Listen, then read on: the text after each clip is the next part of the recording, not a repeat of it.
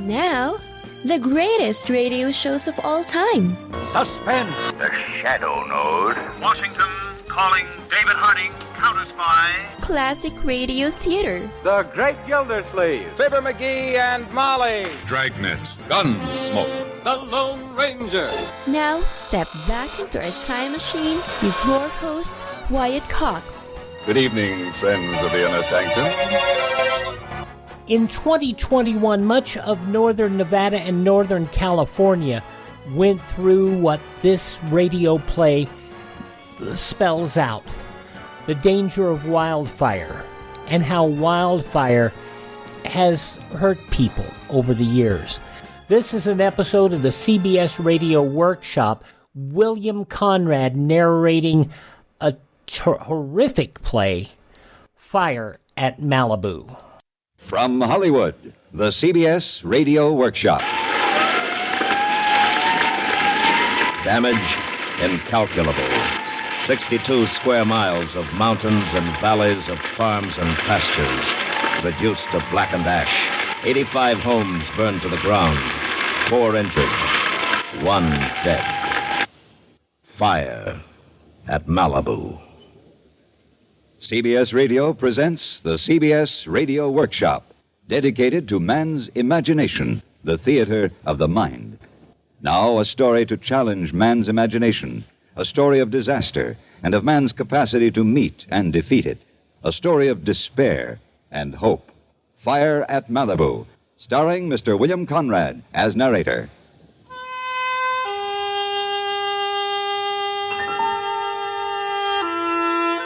The Eastern Pacific High. It stretched from Baja, California to Hawaii and north to Anchorage, Alaska, and back south again past Vancouver Island and Puget Sound, past the Farallones and the Channel Islands.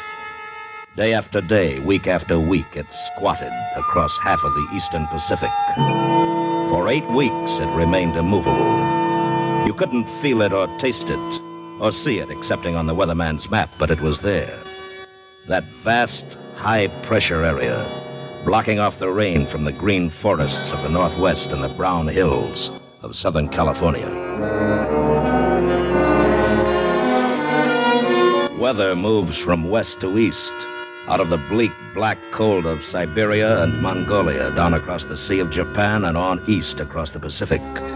But now, stopped by the immovable high, the weather veered north across the icy mountains of Alaska, becoming a cold Arctic front, pouring down into the Great Basin between the Sierra Nevadas and the Rockies, and then spilling across the mountains to the west, becoming warmer and warmer by gravity and compression, until it roared down from the Mojave Desert into Southern California, a full-grown Santana, the wind of Satan, whipping up dust storms, clawing at palm fronds, whining through patios, and fouling swimming pools with the last of autumn's brown leaves. For 8 weeks it blew through the chaparral, drying out the greasewood and the wild buckwheat on the rolling hills, desiccating the live oaks and the sycamores in the canyons. People's skins became dry and itchy. People coughed a lot, and their nostrils tickled as though they were coming down with a summer cold. And they perspired freely as they went about their Christmas shopping in the unusual midsummer heat.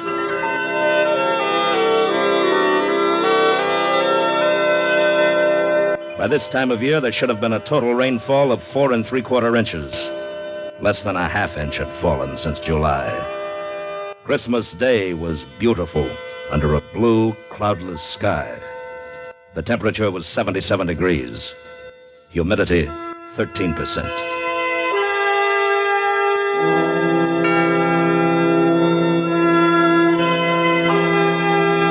Western Airlines Flight 39 left Salt Lake City at midnight Christmas night, southbound for Las Vegas and Los Angeles. Because of the surface wind conditions, pilot Ben Laubacher brought her in high over the San Gabriel Mountains. He was cruising at 14,000 feet over Fontana at 2:40 a.m. when he made his first contact with the Los Angeles International Airport. L.A. Tower from Western 39. L.A. Tower from Western 39. This is L.A. Tower. Come in, Western 39. This is Western 39 reporting at 14,000 over Fontana and requesting landing instructions. Over. Hello, Western 39. You're cleared to land on runway 25. Wind northeast, gusty. Thank you, L.A. Say, that's quite a fire you have down there. What fire? Well, there's a whole mountain burning up the coast a ways. I'd guess somewhere back of Point Doom. I hadn't heard anything about it. Well, take a look out the tower window. Yeah, I can see it from here. Hey, I'd better report that. That you had, boy. Western 39, over and out.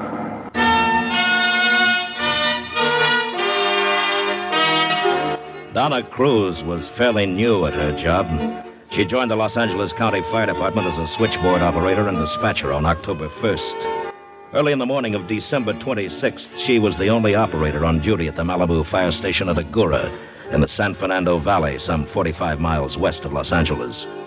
At 2:40 a.m., her switchboard lit up like the Christmas tree she had turned off before leaving for work a few hours ago. Fire Department, Malibu Station. I want to report a fire. Yes, sir. Where is it? Well, I don't know exactly, but from where I am, it seems to be up Zuma Canyon. Thank you, sir. Looks like the whole mountaintop's on fire. Yes, we'll take care of it. Excuse me, please. I have another call. Malibu Fire Station. Headquarters. We have a report from an airplane of a fire back at Point Doom. Yes, I already have it. Okay, Malibu. Battalion Chief Malibu George Fire Reichert Station. came in from the kitchen with a pot of fresh coffee Yes, to thank find you. Donna with more calls than she could handle. Malibu Fire He Station. slipped into the chair beside her and took the next one. Malibu Fire Station, Chief Reichert. This is Soledad Canyon Station. We can see a fire over in your territory. Where in our territory? Appears to be about 5 miles west of Saddle Peak Lookout. Thank you, Soledad. We'll check. From an airplane 3 miles above the earth, from a citizen on the ground, from a fire station 20 miles away, a rough sort of triangulation is possible. It is now 2:41 a.m. I'd put it in the general vicinity of Newton Canyon. That'll be engine companies 67, 70, 71, 72, and 88? That's right. Give them the long ring. The long ring. The warning bell.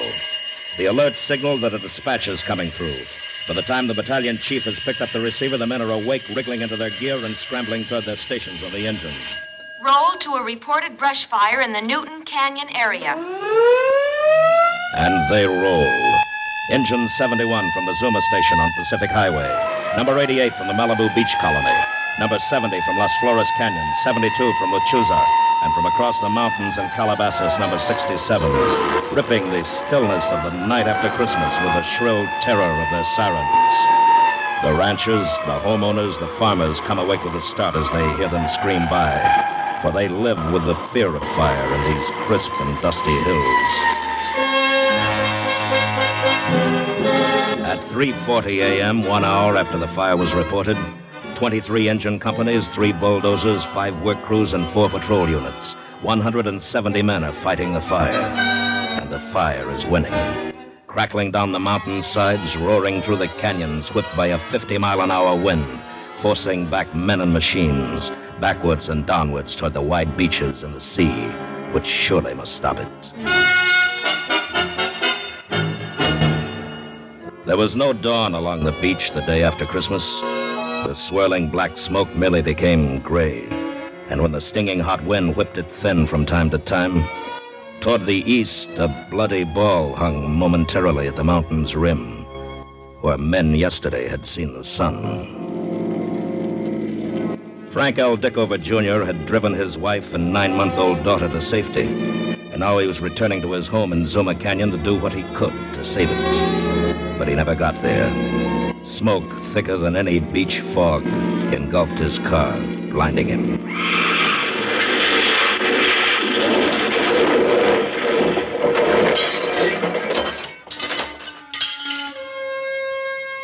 After the fire had roared by, the highway patrol found the wreck, and nearby Mr. Dickover's charred body. He'd broken his leg when the car went off the road. He didn't have a chance to escape. A great script, but then William Conrad could read the phone book and bring a tear to your eye. Fire at Malibu, CBS Radio Workshop, January 20th, 1957, on Classic Radio Theater. America's founders knew power corrupts, and ultimate power corrupts ultimately, and absolute power corrupts absolutely. That's why they built in checks and balances to prevent any one group from seizing all power. And that's why our president is elected by a college of electors to protect the rights of little states like Delaware and Wyoming against giants like New York and California. After all, our country is a republic, the United States of America, not the United State. Our states are independent sovereign powers who created the federal government, not the other way around. And that's why all power ultimately lies in we the people and the states, not a central dictatorship of cronies. Did you know that? Thank God for the U.S. Constitution. Find out more how our amazing Constitution and Bill of Rights protect us, the citizens, against power-crazed politicians in Washington. Help us take back America. Go to ouramericanrights.com. Brought to you by the American Media Council. Classic radio theater on your favorite station. Fire-in-Malibu. The CBS Radio Workshop, January 20th, 1957, with William Conrad.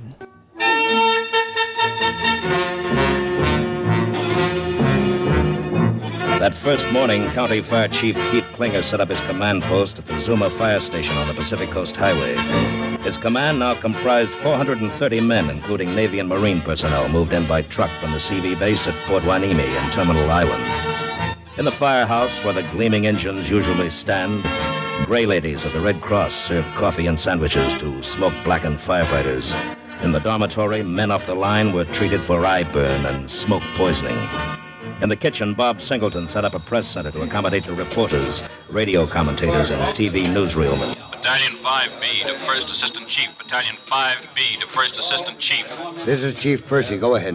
I think we've saved all the homes in the Zuma Canyon area, but the fire's jumped the highway at Broad Beach and taken 2 big houses. Chief Anderson to Zuma Station. Chief Anderson to Zuma Station. Go ahead, Harvey. Romero Canyon's getting too hot to hold. Gotta have 10 patrols to work around the houses right away. Okay, Harvey. Did you hear that, Keith? Yeah. Romero goes, Escondido Canyon will be next. No doubt about it. Ask the sheriff's office to evacuate Escondido Canyon. Right away. Captain Sewell Griggers of the Sheriff's Aero Squadron has a bullhorn on his helicopter. He uses it to untangle traffic jams on Los Angeles' far-flung freeways.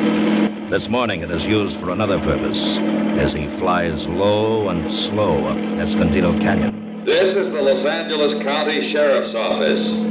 Escondido Canyon is in fire danger.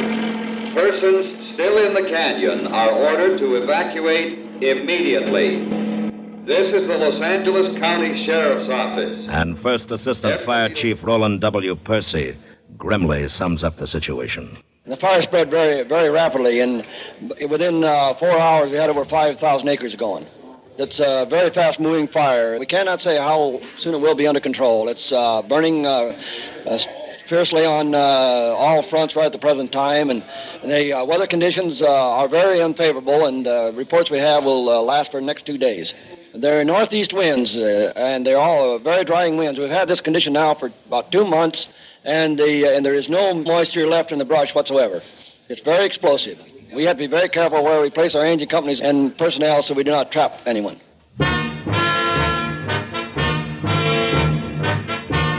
Now the fire was shaping into a disaster. As they had in 2 wars, the mobile canteens of the Salvation Army moved up close to the fire line. At the Webster School on Malibu Canyon Road, the Red Cross set up an evacuation center.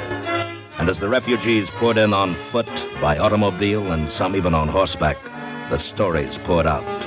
There was Mrs. Jean Hasselquist's narrow escape. We just woke up around 5 o'clock by telephone call from a lovely neighbor, and we looked up and the whole hillside and the mountain range was on fire, and we were quite sure that we weren't going to be in the flames until the last minute when it leaped over the far hillside there, and all of a sudden the whole hill was just in mass of flames, and we just ran for our lives. We just missed the flames by about 10 feet. By nightfall this first burning day, 900 men and 100 pieces of equipment were fighting a wholly uncontrolled fire. And 30 houses had burned to the ground, leaving nothing, ironically, but their stone chimneys and fireplaces. Among them was the beach house of TV star Ralph Edwards. We were fortunate that we weren't in the home at the time because our bedroom faces out on the ocean, so does the children's. And it could very well be that the waves would be making such a noise that we wouldn't have heard the fire creeping up on us. Yes, we did have a lot of wonderful mementos in there, things that were very close to our hearts. But the ones I really feel sorry for are those people who lived on their land, who made their living out of the land, and to have their home go up in flames, that indeed was a tragedy.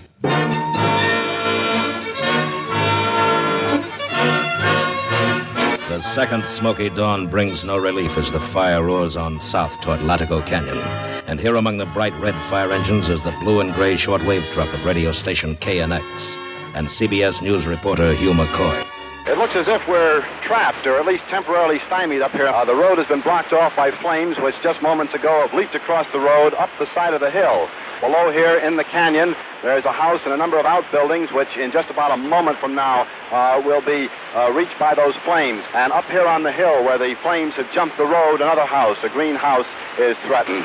I don't think we can make a stand here much longer. Jim Lowe, our engineer, is about ready to evacuate with the KNX mobile unit. We've got to make our way back down this road. The heat is getting more and more intense, and the flames are swept over more than a half a mile of these mountains now, raging, moving very, very fast. The house I told you about a few moments ago down below here is completely enveloped in smoke and flames. The people, we have just learned, have been evacuated from that home. And up here to my right, another house which is still standing is threatened by these flames reaching 20 to 50 feet up into the air as these wind gusts whip the black pall of smoke. That's all from Latigo Canyon. We've got to make our way out. The engines are evacuating now.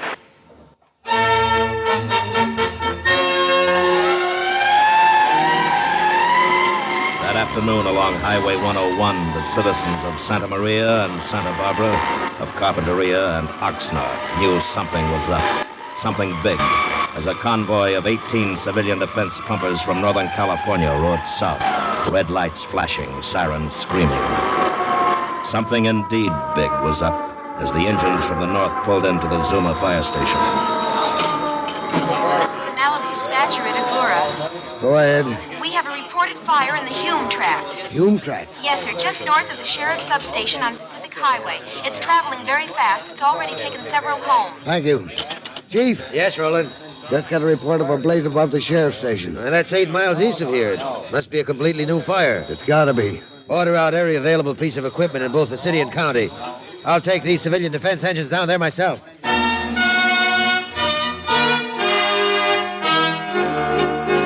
A new fire, 8 miles away, sweeping down the steep cliffside toward homes thickly clustered above the highway. Homes built high for the magnificent Pacific view.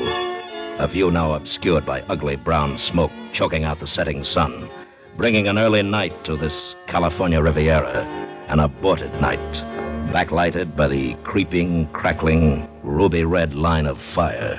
This is Todd Hunter reporting from the home of Horace Height at 22140 Pacific Coast Highway. Mr. Height at this very moment is up on the roof in his shorts with a hose wetting down his roof for directly across the street. These flames are roaring down the mountainside with a tremendous wind behind them, and the firemen are on top of 2 apartments across the street, wetting down the roofs and wetting down the surrounding area in hopes of saving the apartments. 62 engines, 20 of them bumper to bumper along the highway, pour water up the cliff, while the others fight the fire house by house.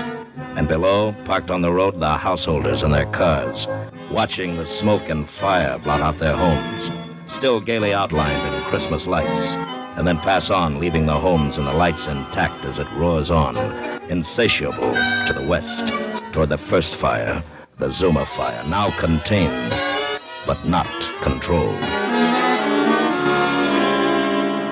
And between the fires, the Malibu beach colony, the fabled playground of the movie stars, and back in the hills, the homes of simpler folk, and the Serra retreat of the Franciscan fathers, where on that fiery night of December 27th, prayer performed a small miracle, as Father Robert Schmidt recalls it. It's a custom of the Franciscan order to pray to St. Agatha for protection against fire. So we've been praying, and I think we had a sort of a miracle here last night, because when we left at 11 o'clock, the tongues of flame were leaping over the lips of the hill. We thought the retreat house would certainly be in the path of it. But by some miracle, the wind changed. The flames started heading up the slope rather than down the slope. So we consider that a miracle that we ascribe to the prayers that we said in the last 48 hours. Father Schmidt was not alone in his prayers on this hopeless night. All over Southern California, the thoughts and sympathies of men of goodwill stretched toward the threatened people of the stricken area. And the thoughts and the sympathy and the prayers seemed not to have gone unheard. That night, the winds died down. The roaring red monster of flame flickered to a faltering standstill. By 10 o'clock Friday morning, as Governor Goodwin Knight asked President Eisenhower to declare a state of disaster in Southern California, Fire Chief Klinger could report. While I cannot say the fire is completely controlled, it no longer threatens property or life. At present, it is still out of control on the western perimeter and burning over the Ventura County line. But this is practically uninhabited territory. Beg pardon, Chief. Castro Lookout on the line. Thanks, Roland. Chief Klinger speaking. I've got a new blaze, Chief. Huh? Approximately 1.5 miles northeast of Lake Sherwood, sweeping southwest from Ventura Boulevard on a 3-mile front. A third fire. By noon, it has swallowed 9 homes on the shore of Lake Sherwood, and pushed by a 35-mile wind, roars on toward the Zuma fire on the other side of the range. Anything can happen now. If it joins up with the Zuma burn, we've got it licked. If the winds increase, who knows? Right now, we know one thing. It's out of control. A salute to all of those firefighters who fought that horrible wildfire, and all the people who fought the wildfires in Northern California and northwestern Nevada. We salute you as well. The conclusion of Fire at Malibu, the CBS Radio Workshop, January 20th, 1957, comes up next on Classic Radio Theater here on your favorite station.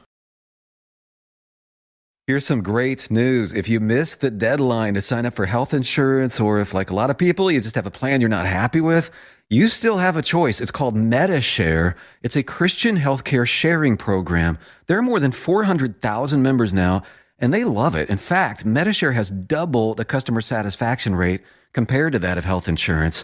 And MediShare really is the gold standard when it comes to healthcare sharing. It's been around more than 25 years. Members have shared more than $4 billion of each other's medical bills. Plus, MediShare is for you. It has saved its members billions by advocating on their behalf.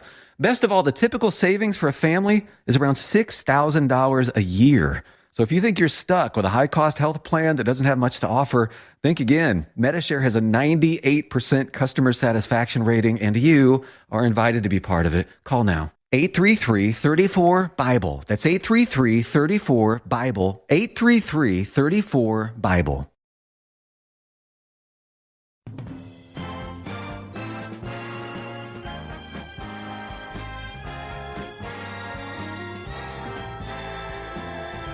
Classic Radio Theater on your favorite station. The conclusion of Fire at Malibu, an episode of the CBS Radio Workshop from January 20th, 1957.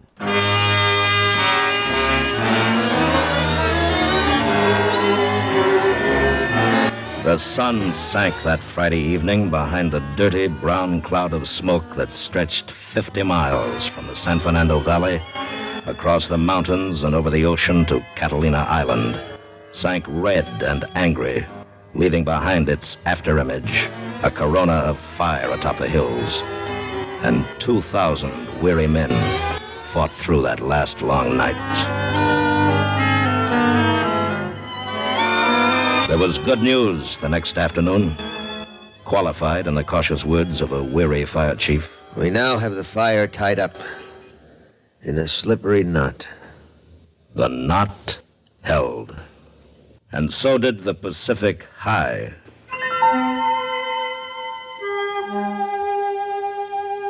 As the evacuees returned to their homes, bizarrely colorful islands in the black and gray landscape, they looked up at the hot, cloudless sky and hoped it would stay that way. Now there was no fear of fire, but of flood.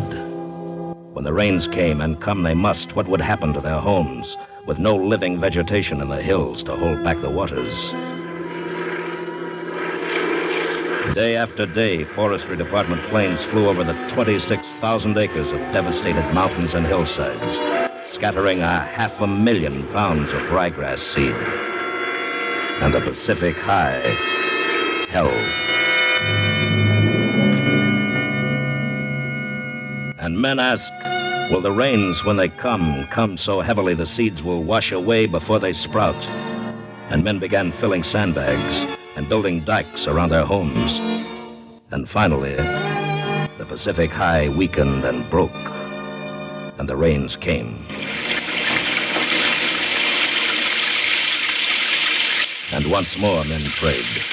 It rained as it should have 2 months ago. It rained all day Friday, the 11th of January, all day Saturday, sometimes mercifully, sometimes fiercely, and no one could be sure. And then, Sunday's dawn burst into a blue sky, lazy with the fleecy clouds that follow a storm. Daddy! Daddy, look! What is it, honey? Look out the window. The hills. They're all green. Yes, like a green fuzz across the gray hillsides, the ryegrass had sprouted and pushed its way through the cold ashes like a promise of springtime. There would be food now for the hungry deer in the high hills. There would be tiny roots now holding back the soil against the next rain. And there would be beauty again in Malibu. Because man, who knows so well how to organize for his own destruction, had also learned how to organize for his own salvation.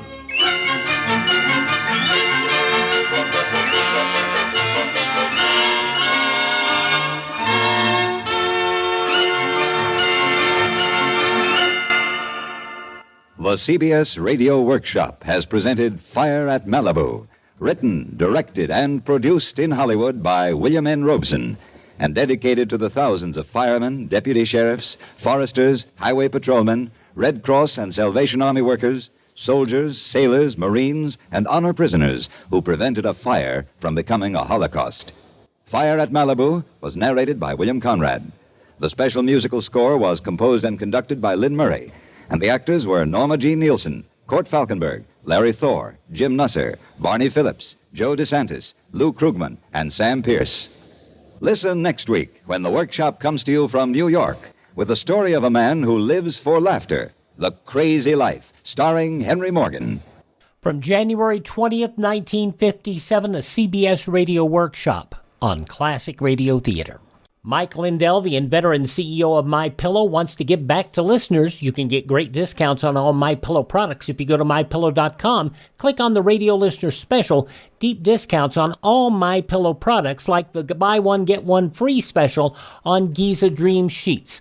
All MyPillow products come with a 60-day money-back guarantee, 10-year warranty. Call 1-800-951-8175 or go to MyPillow.com. Click on the radio listener special. Use my promo code USA. Now on Classic Radio Theater, we wrap up the Ricardo Amerigo Matter, a 5-part episode of yours truly, Johnny Dollar. This episode originally broadcast January 20th, 1956, and you will not believe the conclusion. From Hollywood, it's time now for... Johnny Dollar. John, this is... Don't tell me Harry Branson at Philadelphia Mutual. Yes, it is. Listen, John, I know you found his Amati violin. Are you sure? But Ricardo Amerigo himself, nothing. And after all, there's not only the $20,000 policy on him, but... What do you mean, am I sure? Are you sure it was Amerigo's Amati violin I found? Why, of course... What do you mean? What if it wasn't? What if it was just an imitation? John, stop it. That's What do you mean? That $30,000 well-insured fiddle I picked up in the South Jersey swamps may be a phony. Oh, no. For heaven's sakes, come over here to the office and tell me... Oh, take it easy, Harold boy, until I've had time to find out a few things. John? See ya.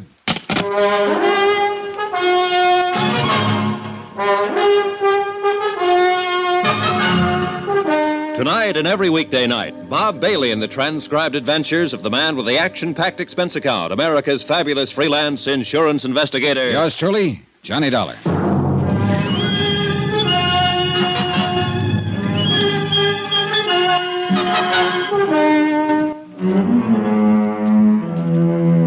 Expense account submitted by Special Investigator Johnny Dollar. Location, Philadelphia, Pennsylvania. To the Philadelphia Mutual Liability and Casualty Company. Following is a final accounting of expenditures incurred during my investigation of the Ricardo Amerigo matter.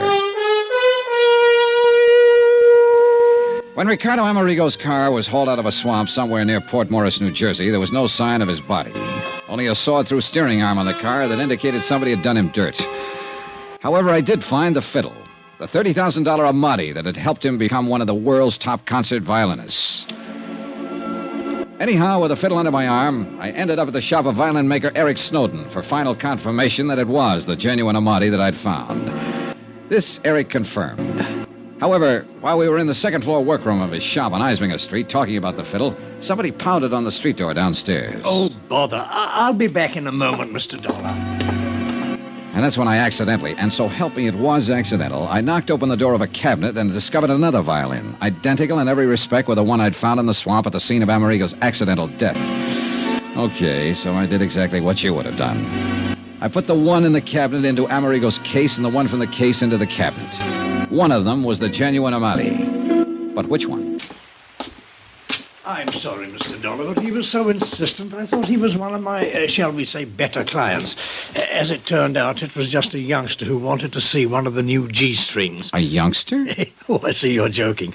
But now, let me take this magnificent instrument, readjust the sound post and bridge so that... No, wait, Mr. Snowden. Eh? It's later than I thought. There are some things I must do immediately. Suppose I come back here later. Very well. Meantime, I shall make the adjustments on the Amati to restore its tone. No, I've got to take it with me. But I don't understand. There are a few things in this case I don't understand right this minute, but I hope to before very long. Mr. Dollar, you talk in riddles. Why don't you leave the violin? No, thanks. I'll see you later. But please be careful with it. If anything should happen to that priceless... Don't worry. Nothing will happen to it.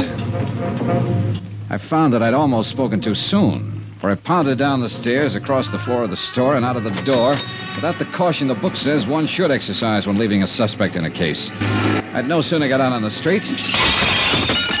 It was a flower pot big enough to have killed a horse in its fall from the upper story window ledge. Oh, no. Good heavens, wait, Mr. Dollar. That was an accident. But I didn't wait.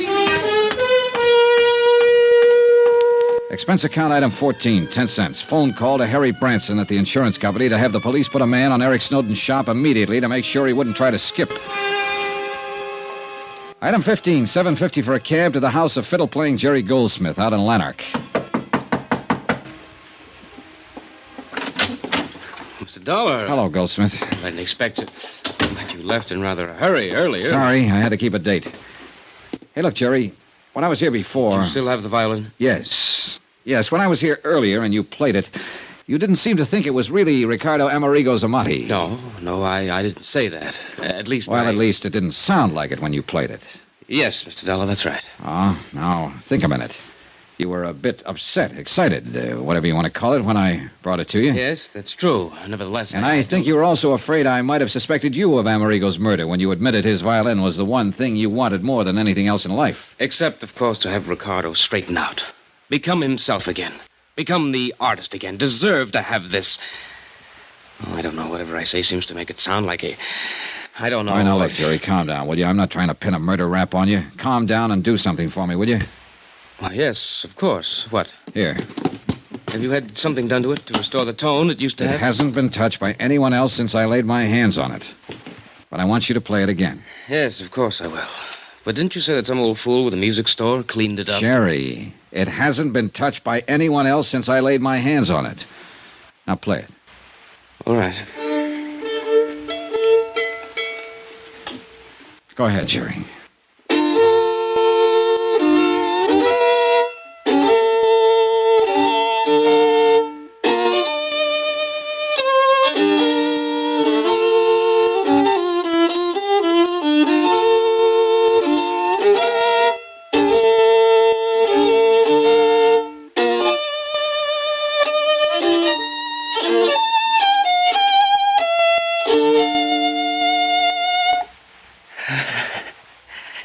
It's the Amati, isn't it?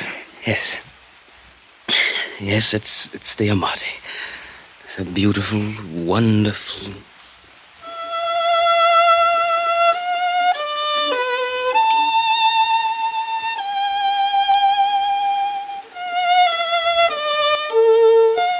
Funny. I never realized what a violin could. Can you hear me, Jerry? Yes. Yes. And to think it's taken something like this to lead me to a killer.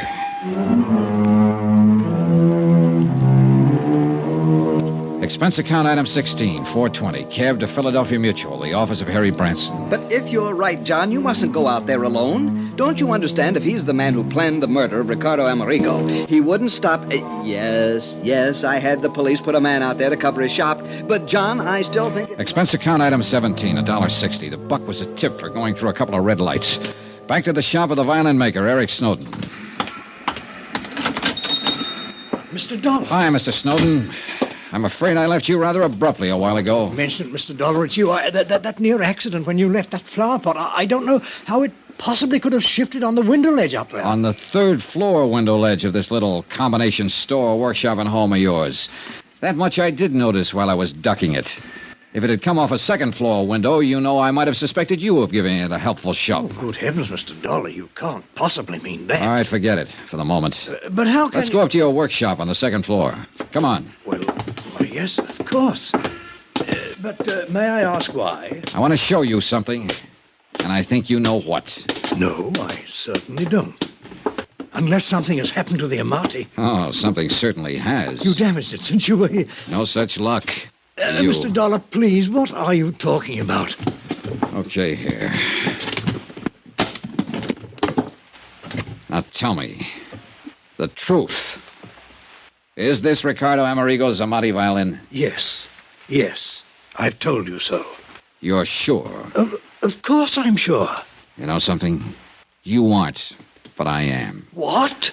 Now open that cabinet there beside your work table. What for? Because I tell you to. But I... just what are you getting at, Dollar? Are you going to open it or shall I? No. Get out of here. This is my shop, my place. You can't do this sort of thing to me. Would you rather the police did? They're on their way. The police? But I... Well? There's no need to open it. Ricardo Amerigo's Amati is in it. Well, that's where you're wrong. This is the Amati. In this case, the one in the cabinet is the identical copy of the Amati that you made.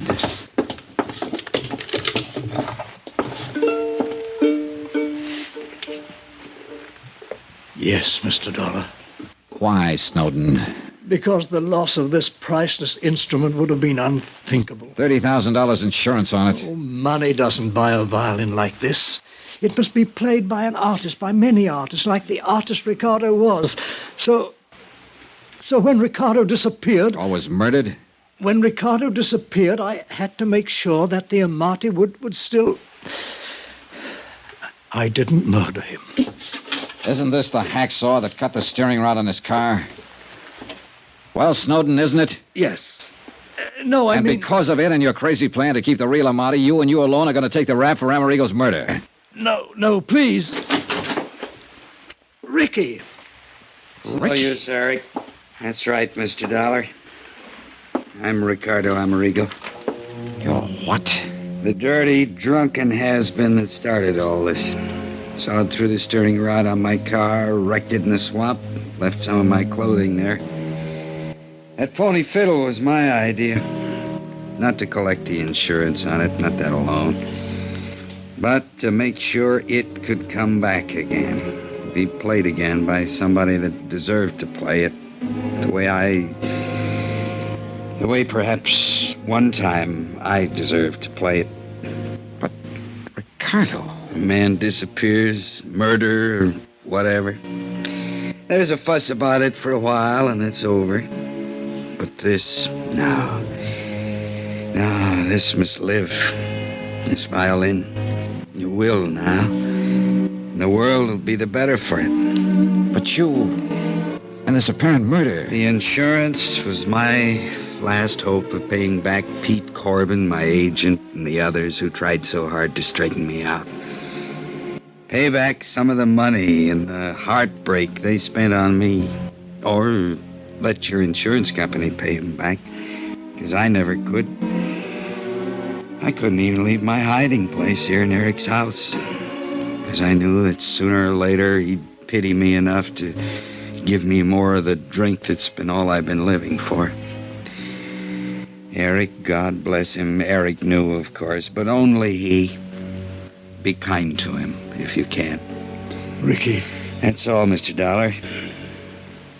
Oh, unless... Will you buy me a drink before you call in the police?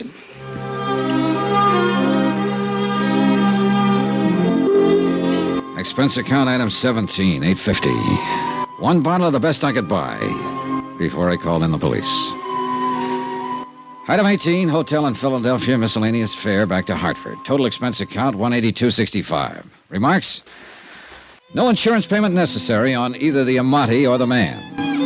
And I guess he really was a man. More than he knew.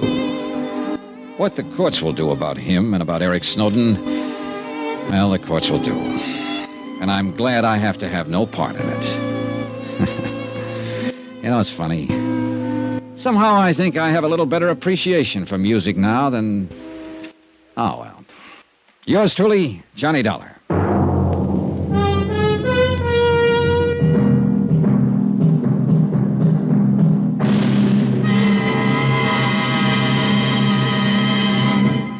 Remember, there'll be another intriguing story for you beginning next Monday night. Next week, the Duke Red Matter. A racehorse that could only be stopped by a killer. And the killer didn't stop with horses. Join us, won't you? Yours truly, Johnny Dollar.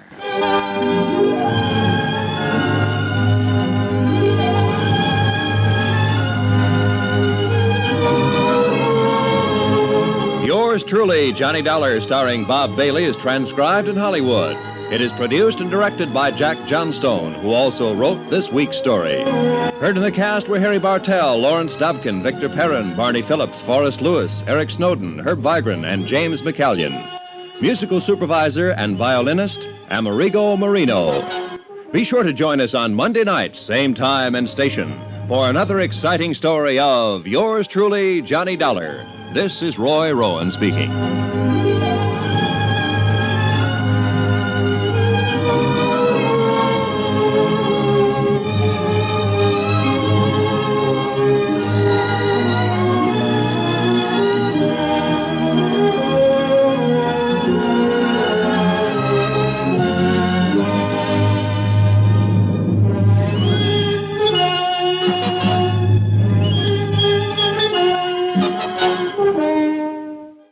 An all's well that ends well story of yours truly, Johnny Dollar, as it was originally broadcast January 20th, 1956.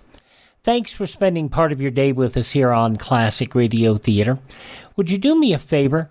Thank this radio station, support their advertisers. It's their kindness and courtesy that allows us to be with you on your favorite station.